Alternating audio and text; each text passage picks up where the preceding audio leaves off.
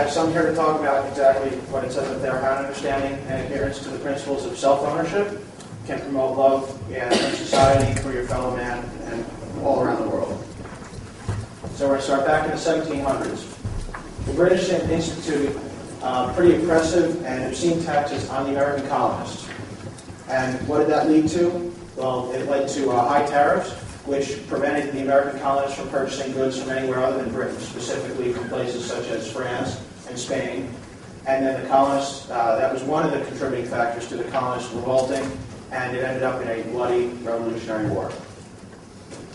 The American government instituted high tariffs on Japanese imports and on trade with Japan. And soon ensuing was the America's participation in one of the bloodiest wars of the 20th century. The governments of North Korea and of Cuba have been very hostile to international free trade and to their own people's freedom. The people of these countries have been destitute poor in many cases, and in some instances, even at the risk of death by starvation.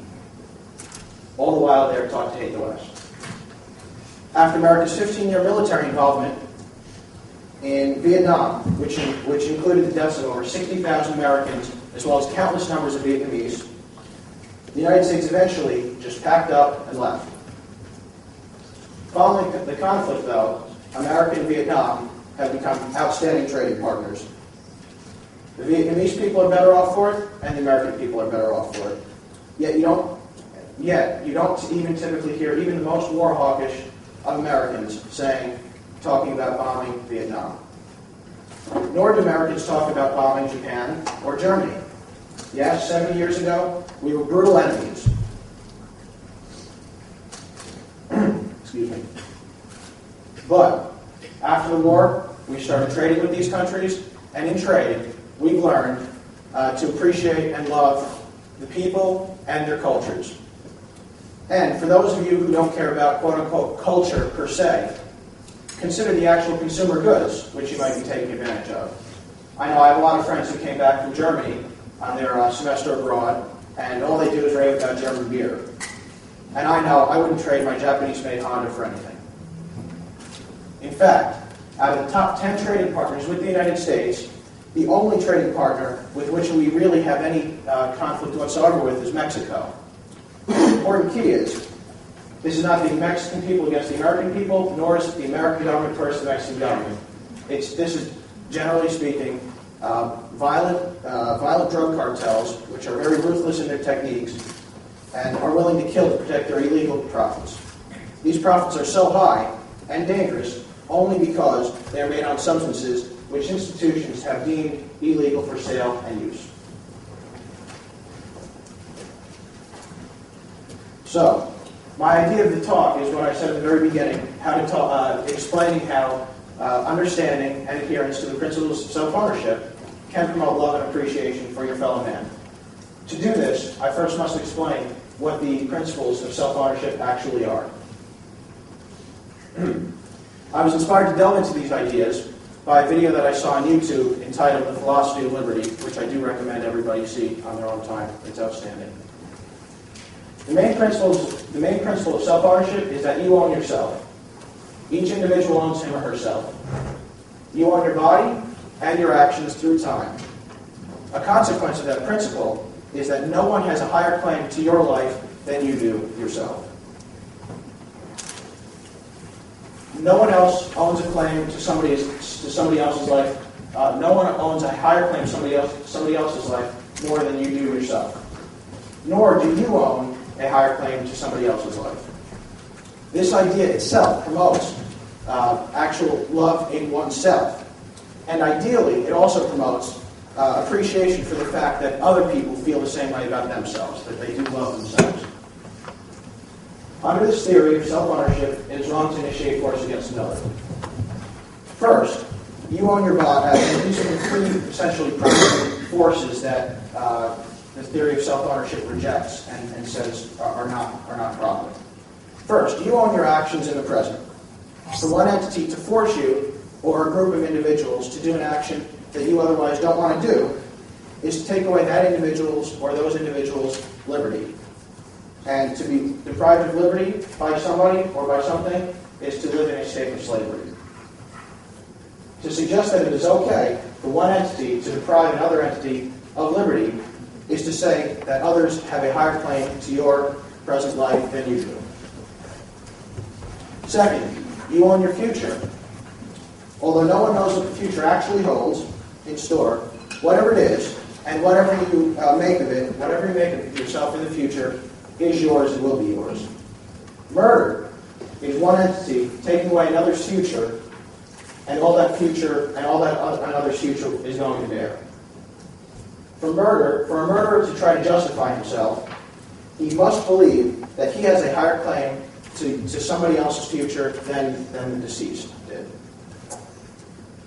Third, you own what you have made from a combination of your liberty and your life back in the past.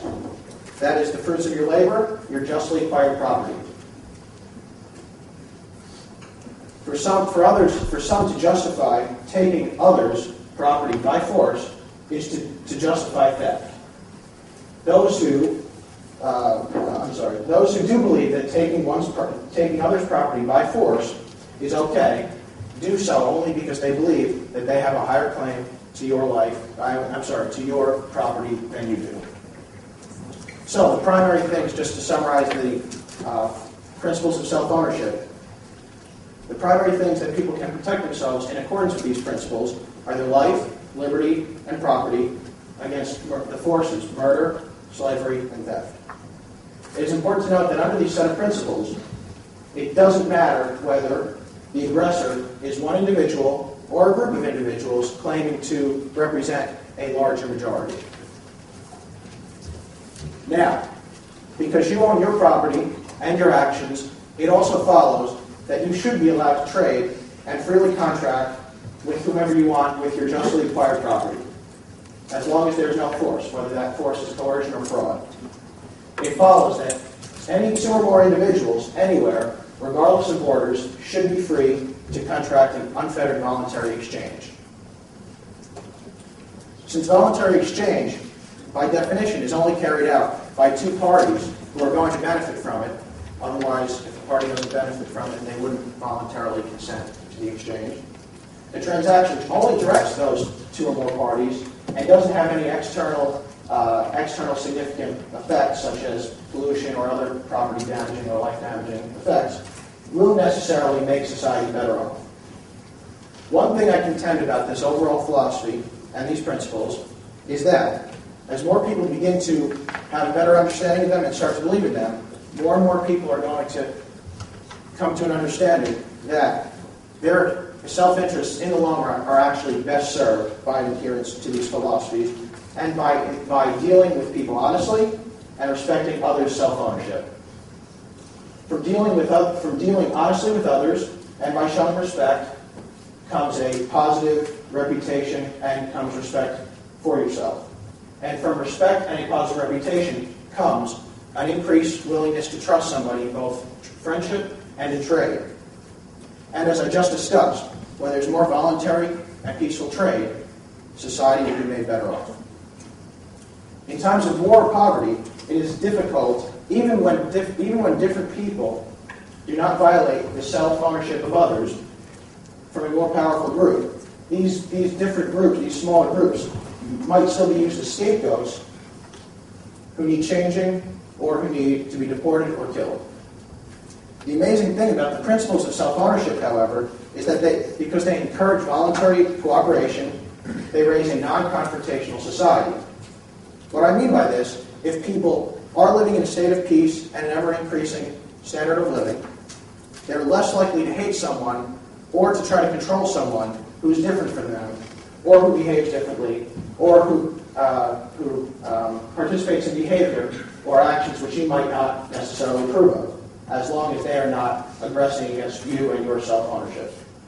They are, in fact, more likely able to critically investigate cultural differences, people from different countries, people from different cultures within your own country, and perhaps learn to not only love and appreciate those people and those cultures, but actually take the best that those cultures actually have to offer and maybe replace their actions or their beliefs with some of those which they might find to be stronger. Perhaps the primary barrier of love between men of one nation and another has been institutions disrespecting the principle that people of their land should be allowed to freely trade with people of other lands. As I mentioned before, Vietnam has become a great trading partner and friend to the United States. But in addition to promoting love and peace between our two people, we have actually helped make the Vietnamese people a freer and safer people. Vietnam is still not perfect, but no place in the world is. What I can honestly say myself is that what America's involvement in the war in Vietnam, what America tried to do in war, could only be achieved in peace following the war. We had the liberalization of trade with Vietnam. We saw the collapse of the Soviet Union, and communism in general. And we helped the Vietnamese people overcome their oppression simply by trading. We have seen through history that wars, conflict, and poverty have followed increased barriers to trade.